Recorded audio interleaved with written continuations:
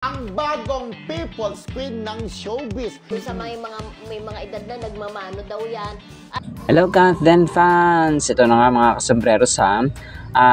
Ito yung isa sa mga reasons actually na bakit bagay na bagay talaga ang Kathden mga kasombreros at meant to be sila. Kasi kahapon nag-post ang mga admins ng pagmamano ni Sir Alden sa kay Tito Ed nga mga kasombreros, no? Na sobrang bait. And then, na-mention din ng Marisol Academy mga kasombreros kahapon na si Ma'am Catherine talaga nagumano sa ano. So, papakinggan ito natin mamaya mga kasombreros yung buo. Sobrang ano, kaya sabi dito na People's Queen ngayon si Ma'am Catherine mga kasombreros kasi nga dito sa mga lumalabas na mga videos and dati pa naman sabi nila dito na tinanghal na parang bagong People's Queen mga kasombreros ng showbiz kasi kahit gaano kasikat ay di natatakot lumapit sa mga fans, no? Dun sa Pilipinas Got Talent ka mga kasombreros na kahit umuulan ay lumabas talaga si Ma'am Catherine, no, para kumustahin yung mga nag-aantay at sa mga nagtitaping dun sa kalye mga kasombreros na nagtsatsaga. Tapos nakikipagkamay. Nakita natin mga kasombreros dun sa mga previous videos natin na talaga nakikipagkamay siya. Tapos bago umalis mga kasombreros kasi hindi lang naman yung mga fans ang nandun din, no. Ito yung sasabi ng mga host ng Marisol Academy mga kasombreros na yung mga mismong staff, yung mismong management mga kasombreros na andon na nagtatrabaho mga kasombreros kasi hindi biro yung ano nagkupupan doon sa labas ng kalsada tapos umuulan pa mga kasombreros, sobrang hirap. So parang lahat talaga, alam mo yung sympathy ni Ma'am Catherine mga kasombreros, ito yung nagbibigay pa ng lasa sa mga fans mga kasombreros at sa mga tao nakakatrabaho niya, yung kabaitan ba, and ito yung mga bagay na katangian ba, ugali ng isang tao na match talaga si Sir Alden kasi nga si Sir Alden nila nagmano mga kasombreros hindi lamang itong pagmamano, no, yung generosity, yung kindness ni Sir Alden na minsan naabuso na, no. Yun yung isa sa pinakamahalagang mga ugali mga kasombreros na hinalap mo sa isang asawa, no, sa isang partner in life mga kasombreros, yung kabaitan and God-fearing talaga mga kasombreros. So sabi pa nila dito ay yung totoong puso na artista hindi lang basta sikat, no, kundi tunay na may pagpapahalaga sa mga sumusuporta mga fans mga kasombreros, kaya walang duda na tinawag siyang People's Queen. So sabi niya dito ay sana marami pang artistang matutong humarap sa mga tagahanga ng ganito, no. And si Kim Chiu din, no, nabanggit nila dito na sobrang bait din. Si Kim Chiu naman ang People's Superstar, no, tapos si Ma'am Catherine ang People's Queen. So sabi ng isa dito na parang sumegway siya na kung pinapapasok na ni Ma'am Catherine yung kanyang mga fans sa kanyang bahay or sa kwarto. So yun, parang kumontra siya ng konti. Pero sabi ng yung dalawa ay iba naman kasi ang panahon noon, no, kila Ate Guy daw kasi kila yung namatay na nga, no, si Ate Guy mga kasombreros, si Nora Honor, na dati daw ay ginagawa doon ni Ate Guy yun na pinapapasok yung mga fans niya sa kanyang bahay. So parang iba naman daw ang panahon ngayon. So pero yun, pumawi siya, na-believe siya sa effort ni Ma'am Catherine.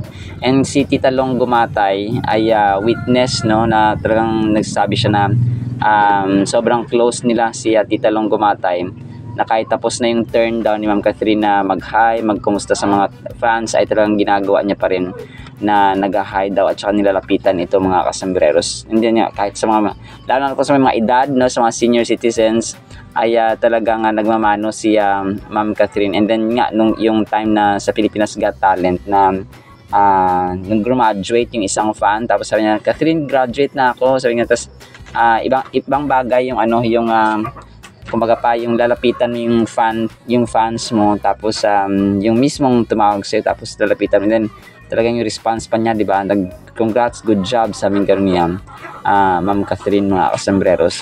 So yun, malaking bagay yun kasi pag tinawag ka tapos lumingon ka, tapos kung nag-respond ka pa, ay ibang bagay po yun mga kasombreros. So yung lumingon ka nga lang tapos parang mag-wave something like that mga kasombreros, ibang bagay ay malaking bagay din para sa kanila. Tapos nga lalo na sa mga fans na talagang nawawalan na ng boses, tapos magre-respond ka pa na talagang ibang ano, parang makamasa. So yun ang Kath din mga kasos, lalo na po Sir Alden.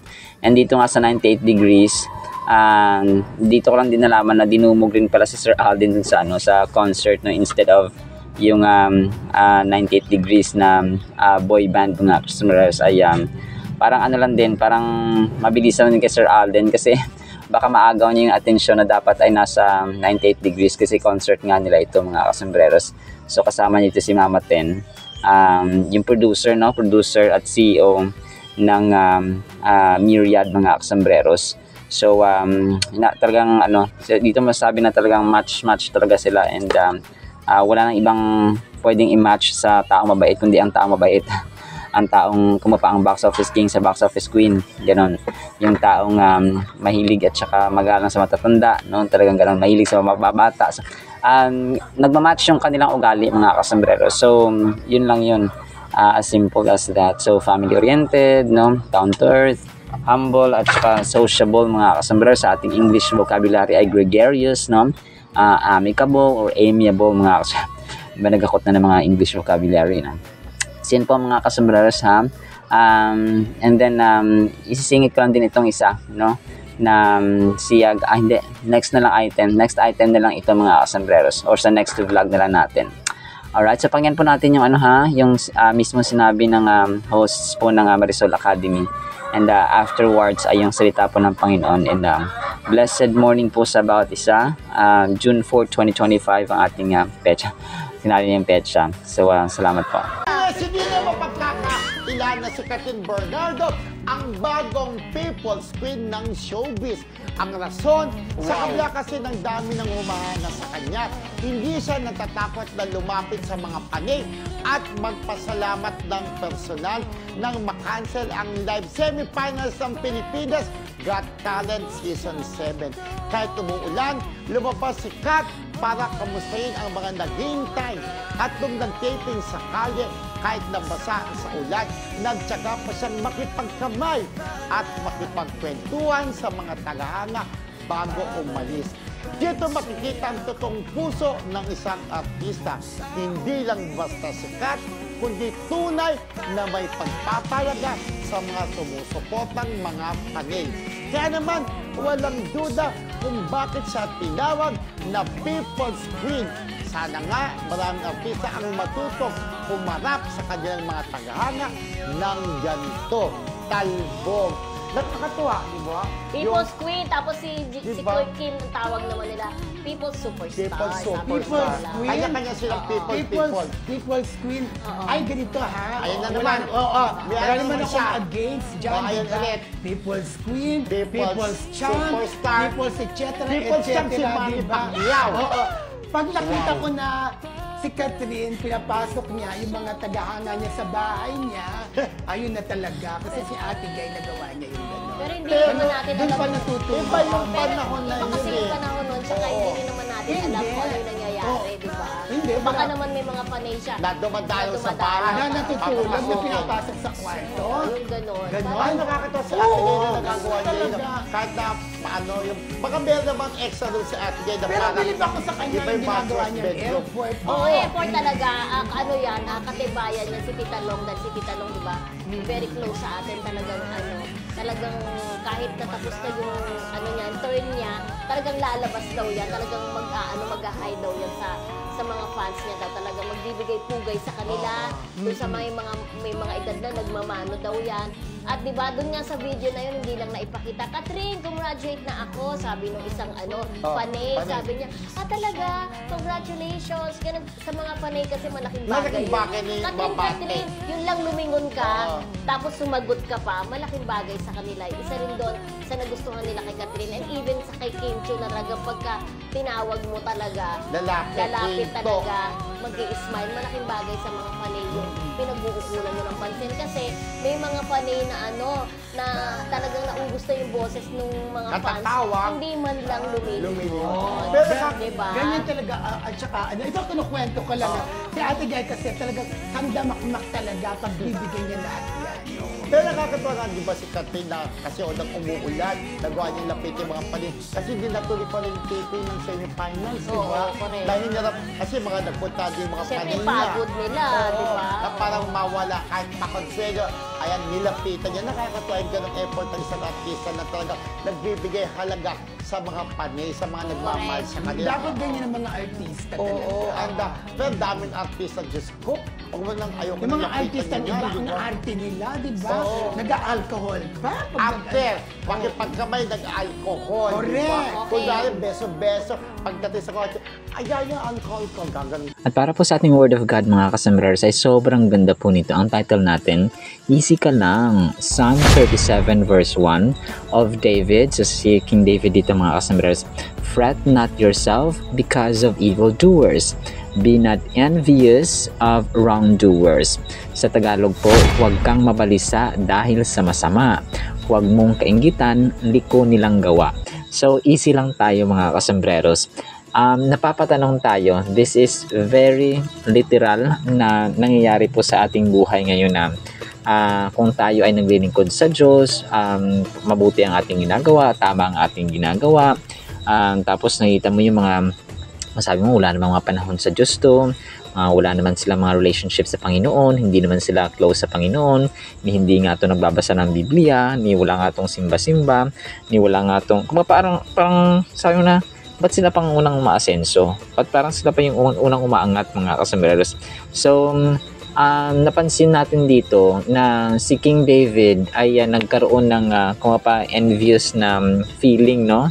Na kung isipin natin, isa kang hari, no? Isa kang presidente, isa kang ikaw yung pinakamataas na posisyon, no? You have the highest position in the land kasi siya ang hari that time sa Israel mga kasombreros, and yet no, naka-experience siya ng gantong pagkabalisa, no? Gantong ang fret kasi mga kasombreros, para kang anxious, no? Para kang hindi ka mapakali, no? Parang ganun mga kasombreros, na nakikita mo yung mga gumagawa ng masama, sila pa yung unang umaasenso, sila pa yung unang umaangat sa buhay. So sabi ng Panginoon, easy lang tayo, no? Kalma lang tayo mga kasombreros. And ang verse na to, Psalm 37:1 ay isang powerful reminder para sa atin na hindi dapat tayo mag-worry, no, sa mga gumagawa ng masama na nagtatagumpay. Parang sabihin mo na, sila na nga yung gumagawa ng masama, parang sila pa yung hari-harian, sila pa yung may power, sila pa yung may influence, sila pa yung sikat, no, sila pa yung famous. So kung parang nagiging sikat sila, nagiging powerful sila, naging influential at naging mayaman in an unfair way. So parang ganun mga kasmas. And the writer of Psalm, traditionally attributed to King David nga, ay nag-highlight sa atin ng key aspect ng human experience na kahit sino ay hindi ligtas, no, sa pagiging merong kabalisaan mga kasombreros. May mga times na na-upset tayo kasi nakita natin yung iba nagpa-prosper, no, especially yung mga gumagawa sa mga wrongdoing mga kasombreros at gumagawa ng masasama.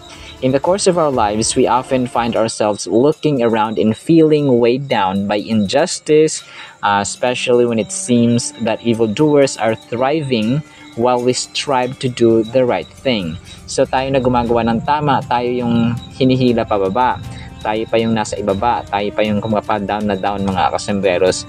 And lahat tayo nakaka-experience mga kasombreros, even Apostle Paul, no? The second, sabihin natin na second greatest person after Jesus Christ in the Testament ay nakaposas habang susulat niya ang 1/3 ng New Testament mga kasombreros. At ang key message actual ng verse nito, Psalm 37 verse 1, ay magtiwala tayo sa Panginoon kasi siya yung pinaka-just, pinaka-fair, pinaka-patas mga kasombreros when it comes to goodness, when it comes to blessing His people, when it comes, parang pag-time na natin, time mo na, no, hindi mo pa walang makakapigil sa iyong pag-succeed mga kasombreros kapag ang Diyos na po ang nag-final say, knowing that there is more to life than immediate appearances. So, yung mga material things, for example, no, mga temporary lang yan mga kasombreros. So, of course, masarap ang buhay kapag meron tayong hayahay na mga materialism or material na mga bagay mga kasombreros, yung mga kailangan natin. For example, we have financial stability, So parang wala ka nang isipin gaano kasi yun naman talaga ang primary need ng tao, no? Kasi kapag wala kang pera, ay mahirap ka talaga mga kasembreros. So yun lang, kapag minamahal mo na talaga ang pera, nagkasub-sub ka na sa trabaho, dahil lang sa pera, wala ka ng panahon sa Diyos dahil sa pera. So doon po tayo nagkakamali. At mas lalo pa nakita natin na yung mga taong walang relasyon sa Panginoon ay umaasenso kaysa sa atin. When David says, do not fret, no, wag tayong mabalisa, no, wag tayong easy lang dapat tayo, no. He encourages us to manage our emotions and reactions. So i-manage natin mga kasmes yung ating mga emosyon, sasabi ng mga na emosyon. When unexpected trials come our way, or when we see others getting ahead through dishonest means, the initial reaction might be frustration. So ganun talagang kahit sino, kahit na kunwari sa dayaan sa eleksyon, sa dayaan sa kahit na sa barangay lang, or kahit na sa yung kapatid, no, pag dinaya ka ng kapatid mo, pag dinaya ka ng kahit na sino dyan, ng kaibigan, for example, ng classmate, or ng kahit na sino dyan, ay magagalit ka talaga. Tapos nakita mo, kung hindi nga sabihin, minsan pagka nagkakaroon sila ng utang na loob sa'yo, hindi dahil sa akin, hindi ka nagkaganyan, so parang gano'n may mga bitterness sa ating mga buhay, mga kasembreros. So throughout the chapter, David contrasts the end of the wicked with the reward of the righteous. So ang verse na yung whole chapter, yung buong chapter po ng 37 sa Psalms, ay tinakil ni King David dito yung pagkakaiba talaga ng kahihinatnan, yung punishment ng wicked na mga masasama, kahit na sabihin mo nag-succeed sila dito sa mundong ito, tapos yung reward naman ng mga taong matuwid or righteous. He encourages the faithful to place their trust in God and promises that He will take care of those who remain faithful to Him. So remain, ibig sabihin mga kasmas na natili, no? Kailangan manatili tayo sa katapatan ng Diyos sa atin, kasi nga kapag tayo ay matapat sa Kanya, mas lalo, no, overflowing at saka immeasurable ang Kanyang faithfulness sa atin mga kasmas. Kung pag gumawa ka ng mabuti ay ang katumbas nun ay sobra-sobra pa mga kasembreros, and sometimes it takes time, okay? Yun ang sasabi natin parati na hindi yan instant mommy noodles na or mga pansit canton na ilang minuto lang luto na, ilang minuto na matitikman mo na ang sarap ng pansit or nag-promote ng pansit canton, no? Kidding aside mga kasembreros, yung verse na ito ay ina-analyze natin, or kailangan natin i-analyze mga kasembreros, na ibig sabihin dito, do not fret, ay tinatawag tayo na maging kalmado, no? Kung kaya ang title natin ay easy lang. Tapos ang second part naman ay because of evildoers nor be envious. So mapawag tayong kung pa pinopoint dito ng direkta ni King David mga kasembreros, yung cause, no, yung dahilan kung bakit tayo nababalisa at hindi mapakali dahil nga dito sa mga evildoers na nagsasucceed or nagtatagumpay mga kasembreros. However, si King David po ay na-encourage tayo na yung hindi nagtatagal yung mga gantong uri ng na habit or ugali mga kasus na nag-gain sila ng yaman, naging mayaman sila, naging sikat sila out of evil activity or evil way mga kasembreros.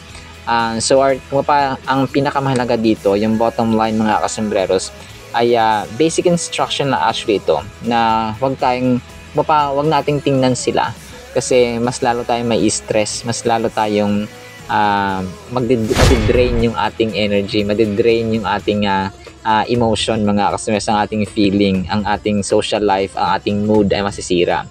So instead they drain of us of dinidrain yung ating joy, yung ating kaligayahan, kasi dinadraw natin yung ating attention sa kanila instead of putting our attention to the presence and beauty of God mga kasembreros. And nawawalan kasi dito ng thankfulness, nawawalan na yung pagiging mapasalamati natin kapag nakafocus tayo dun sa mga masasama na nagtatagumpay. So hindi natin makita yung blessings ng Panginoon, at saka hindi tayo magpapasalamat kasi nga doon na yung attention natin nakatuon mga kasembreros. So i-remind natin, no, comforting reminder actually sa atin dito na hindi tayo nag-iisa sa buhay. Even King David himself experienced the same situation or the same feeling that we might have today. So ini-invite tayo ng Panginoon actually na mapapagtiwalaan ang kanyang promise, ang kanyang pangako. So as we patiently wait for that promise, as we patiently wait for that to come, mga kasombrero, sa ating buhay, ay sambahin natin ang ating Diyos. Maglaan tayo ng panahon sa pagbabasa ng Biblia, sa paggawa at pagsunod sa Biblia, mga kasombrero, and church, and then pag-share talaga ng gospel. No, share the gospel, kasi kung walang gagawa, sino, mga kasombrero, kundi tayo na nakakaalam at nakarinig ng gospel. Alright, so kaya easy lang tayo, kasi darating at darating ng panahon, maging tapat lang tayo sa Kanya. Sinama po in the meantime, nawa po ay pagpalain po tayo ng pag-ibig, pananampalataya at pag-asa in the mighty, holy, sweet, magnificent name of the Lord Jesus Christ. And everyone said amen and amen. See you sa next segment po, mga kasombrero, and paalam po. I love you.